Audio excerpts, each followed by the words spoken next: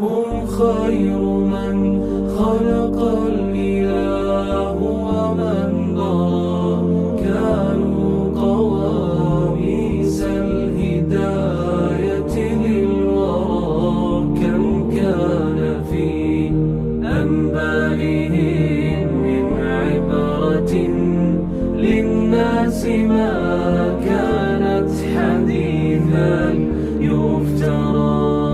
من أوصل كتب السماء إلى البشر، ما الشمس من نور النبوة، ما القمر.